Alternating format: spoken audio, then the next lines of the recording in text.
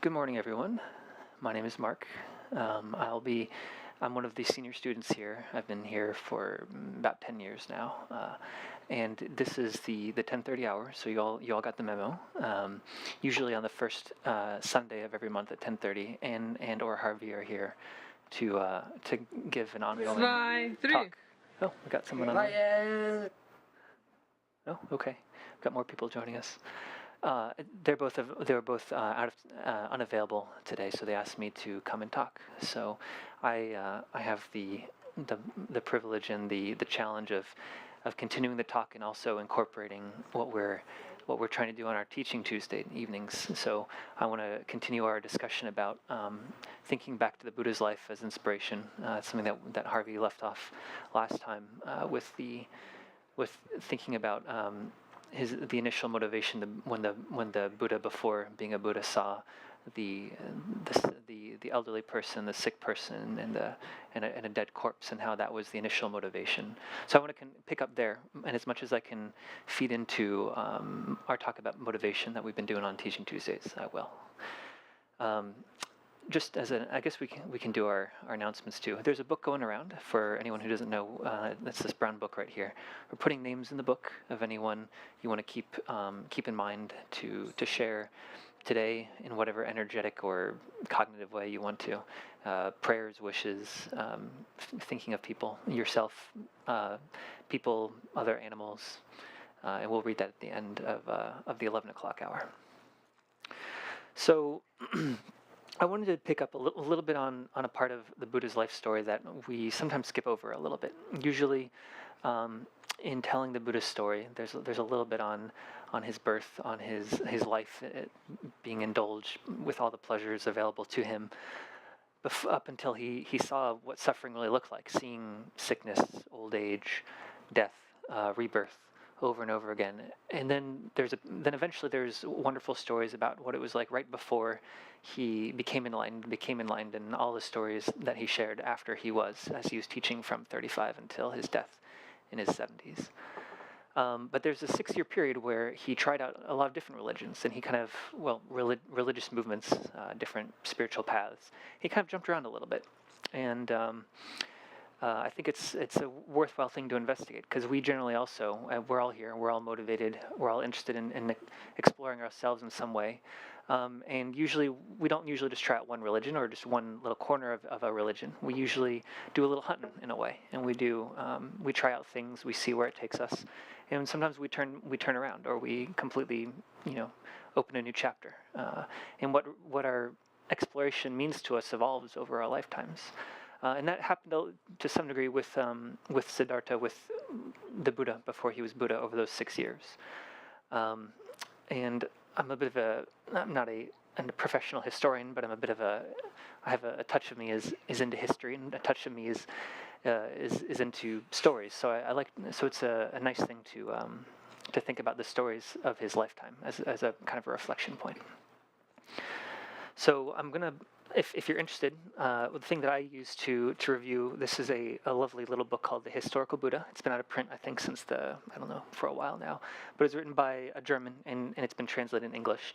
He's a historian, and he really devoured all of the Buddhist literature and contemporary Indian literature that was relevant to the story of the Buddha. And what's nice is he's a touch of doubt for anything mystical and magical. So if you're a bit of a skeptic, or a bit of want to be in touch with common sense reality, this is kind of like Jefferson's Bible. It takes out all the magical, all of the kind of larger than life stories, and boils it down to something we can all relate to as far as a history of the Buddha.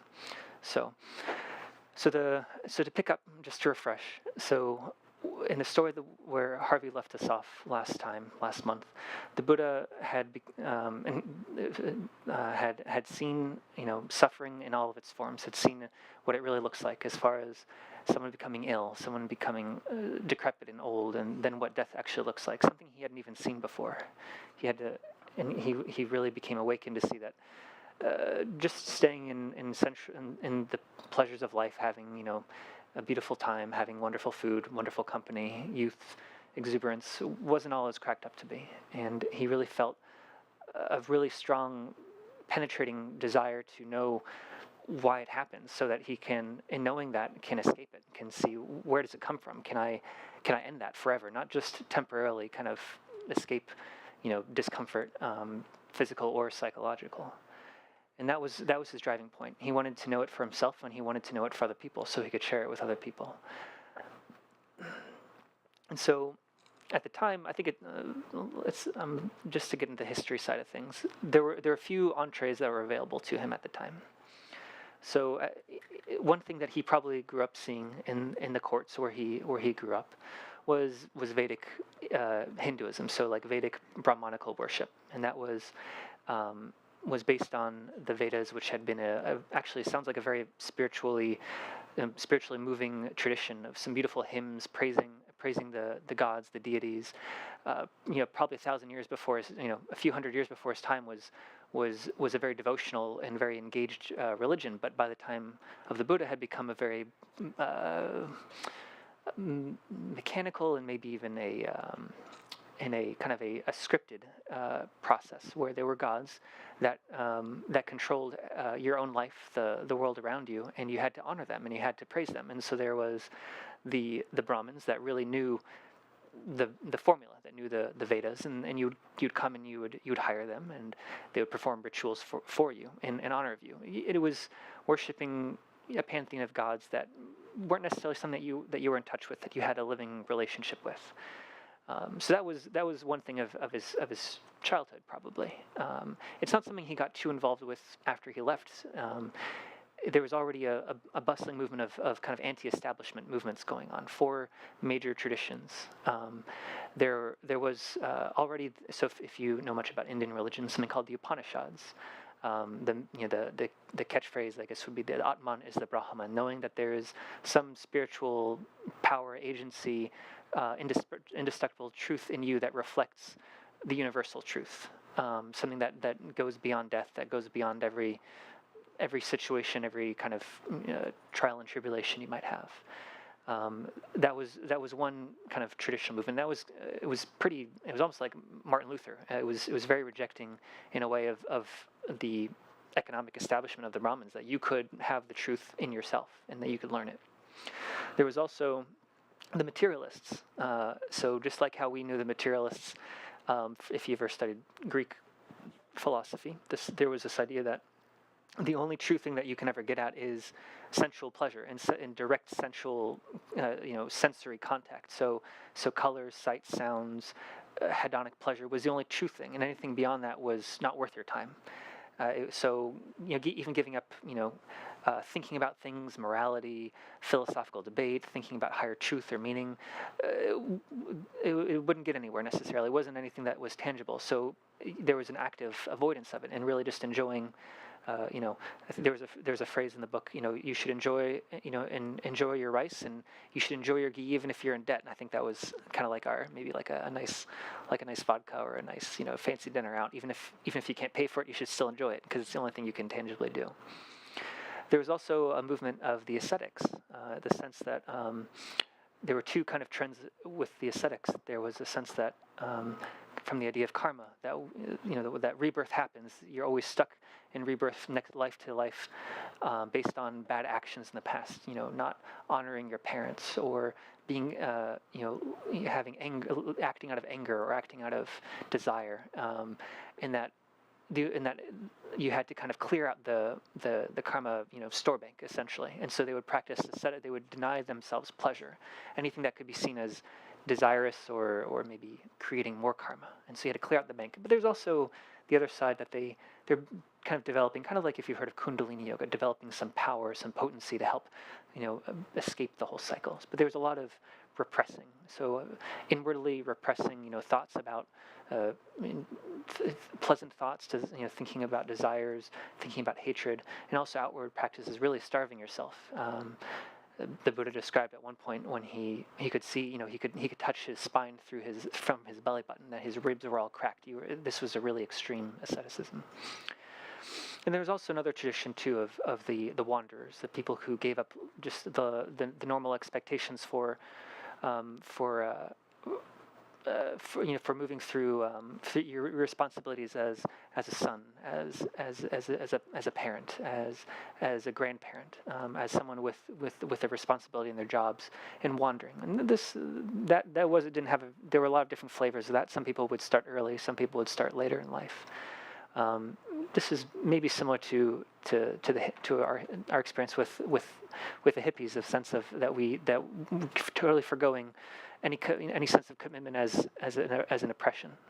So these were the four kind of the four alternative entrees available to him, and he did spend some time with a good few of them, especially with some Upanishadic teachers, and also with the ascetics as well. So he had two teachers, I believe that he practiced with very in depth initially after he left. He did take up some basic ascetic practices, but was really studying what we would call like kind of meditative absorptions, or really honing in mental experience in a very purified, calm, and stable way. The word is dhyana, and there were, in Hindu and also in Buddhist literature, there are the whole list of different levels. And even the first one is kind of like a very special experience that we have only a few times in our life, just naturally. There's a story about when the Buddha was very young, that he was sitting underneath in an apple orchard. His mind was very serene and calm, and he could hear the wind.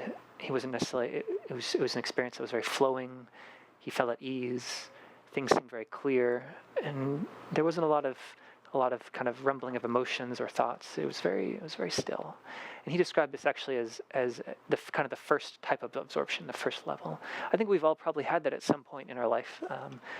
I know for me, one place of that kind of serenity is kind of out in. For me, I have a sweet spot for the Big Bend area, for the national park, and for New Mexico, the Southwest. There's just you'll drive out, you'll be out of the city, you'll just pull off the side of the road, and there's just a vastness. You can see the desert up close. You can see up to 100 miles away. The sky is vast. There's some vast mountains in the distance. Even just turning off the car just to stop, it's all of a sudden you realize the car was this bumbling cacophony of noises. Even though you didn't even have the radio on, you weren't thinking about things. Even that is relatively still for a daily life. But there can be. And you can very settle into that. I think it's something that we can all relate to. It's a very beautiful experience. But the idea was to go, 10 times further into that experience.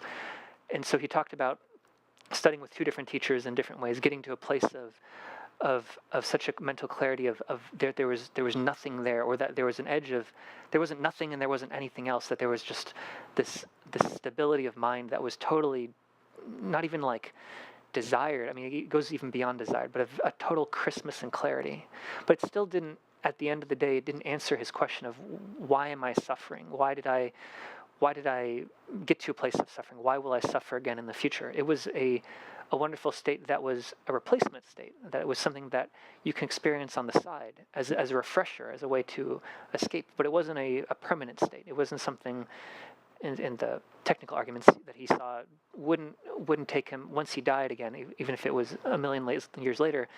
There would still be patterns that would pull him back in eventually to crave something, to be angry at something, and it would pull back in that cycle of rebirth, of being stuck in the glum. And so he forwent it. He actually got to a place with two different teachers where the first time he was considered the equal and was offered essentially like an equal share in the property of the tradition, and was offered, you're my equal, you can teach along with me. And he said this wasn't enough, and he let go. He got to another teacher, and who said, you're even better than me, and you can take over. I'm going to hand it all over to you. But again, he didn't give in to that pride of it, and he said, this isn't what I was really looking for. Even though it was totally, you could say, seductive in a very subtle sense, it wasn't his end goal. It was so, and that's something I know for myself that I can relate to. That there's some beautiful things as we engage in our spiritual practice. Some wonderful things that develop confidence, that develop inspiration, that really can motivate us. That make it fun to endeavor in spiritual practice by ourselves, to do it as a community, and those things are wonderful. But at the same time, is that it's to take into account, is that what we're really aiming for? Is that the end all be all? And is there something else that we want to we want to offer to ourselves or to other people. And to be aware that is a possible detour, or a possible, maybe even you could say like side path, side quest, whatever you want to call it. That's something that can come along the path, but it can go in a very different direction. The Buddha decided not to follow that path. So then he picked up for a while ascetic practices, like hardcore ascetic practices. Like we don't really relate. It's very hard for us to relate to this in any physical way. I mean, this was not eating for weeks. I mean, it's kind of hard to believe. The way he described it, it's physiologically possible perhaps, but cutting it really close. I mean, he was skin and bones. He was turning all different shades of color that we don't normally look.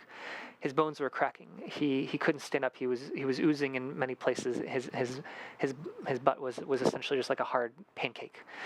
This was like extreme asceticism, and they're both inward and outward practices. He did this for years, along with he had five other buddies that came along with him, the 5 other ascetics. There were inward practices like totally rejecting certain types of thoughts. There were inward practices like holding your breath for as long as you possibly could, and doing this day in and day out, day in and day out. He found though that this was really was very jarring. I mean, physically, like he couldn't even sit still. He described like even if like the calmest deer would walk by, just in a very peaceful way, it would startle him. His body was so disrupted, so anxious or on edge that he couldn't even sit still, and it was very. It was completely disrupting his ability to be present, to be stable, to be calm. It wasn't it didn't generate any kind of calm like he had before, any clarity. It was actually even more confusing. And he tried these practices for years, and you can actually go to one of the caves right outside of Bodh Gaya where he did these practices for some time in a cave. It's a pretty austere place actually. It's you walk through. You get through the jungle and you're going through, really like rural India, and you're seeing, real poverty and real, what India probably looked like 200 years ago still. And then you get up there and people know that there are Buddhist practitioners coming, and there's, a quarter of a mile of beggars lined up giving, really putting on, genuinely maybe not, some of them I'm not sure, but really putting on a show of suffering and sorrow, hoping to not on force to get for you to feel moved to give, to donate to them. And you get up and then you get up and you kind of go beyond. You have to go beyond the haze because there's a lot of haze there, unless it's raining. And if it's raining, then it's raining all the time. So regardless, it's either way too wet or way too dry and dusty. And you get up and it's just crags and rocks. And inside the cave is there, from all the worship, it's just black with soot from all of the candles.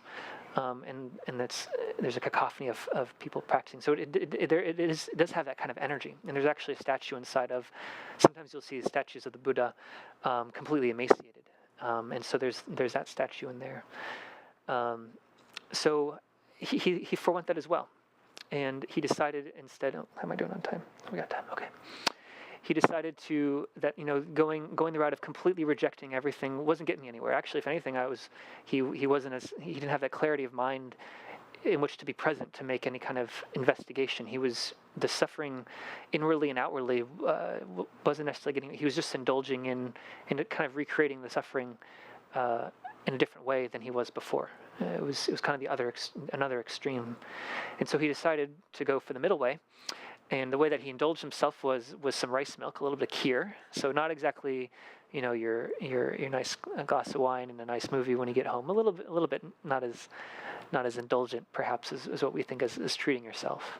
But he treated himself, and this was actually for his followers they were pissed. They thought, oh, he's totally forgone this path. He's totally rejected everything we're about. He's gone back to the land of the living. He's gone back to the land of indulgence, and they wrote him off. And he wouldn't meet them again until he taught his first sermon sometime later. Actually, a good few days of travel from there. But so he went and he met Sujata, who was a nice woman who was on the side of a bank, which you can go to. It's another holy place near Bodh Gaya. He walked down. It was probably took him I mean, I made that walk, and it was a couple hours. So I imagine it took him probably half a day or so, given how weak he was, maybe even a whole day. She gave him a bowl of rice milk, and he nourished his body. And he decided with, I've tried everything that's available. I'm going to sit down, and I'm not going to get up until I have gotten to the root of suffering, until I've really understood with wisdom, and really dedicate himself to the whole reason why he wanted, way back when he saw the suffering in the three forms. I'm not going to get up until I've definitively have understood it and have escaped it.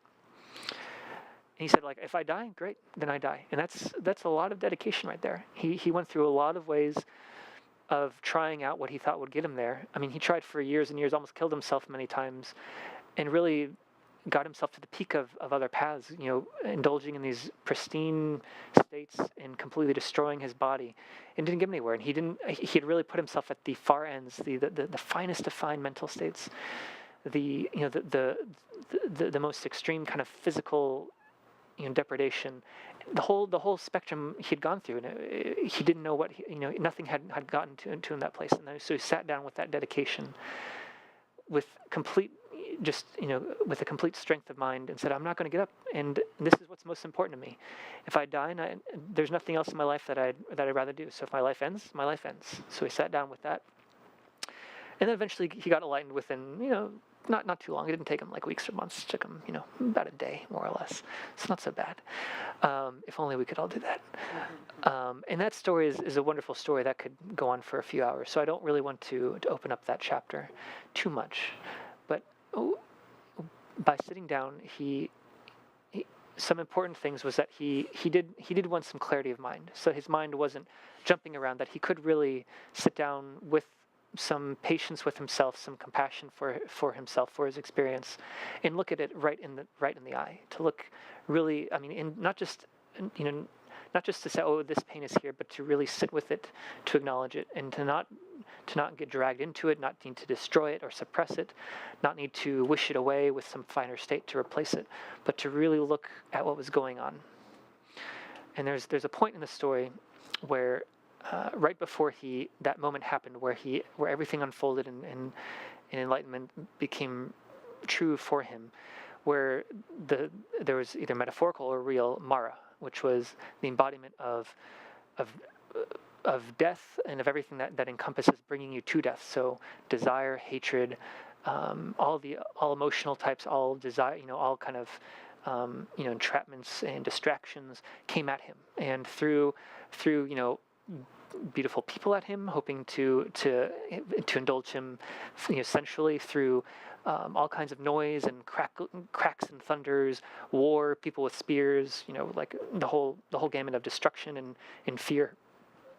And he didn't budge. And then Mara came at him and asked, "What gives you the right to sit here?" He says, "Well, I have for eons been practicing purifying my mind through by developing good actions and good intentions, and finally I've come to this place to have realization." And Mara says deceitfully, like, "Oh, I've done that too. So I've got people to witness for me." And she, and he referred to all the people that he'd thrown at him, and asked the Buddha, "Well, what do you have as witness?" And that's when he touched the earth with his right hand. So in the picture here, he touched the earth and said, "The earth is my witness." And then the whole earth shook and rattled and thundered, and Mara, basically like freaked out and ran away at that point.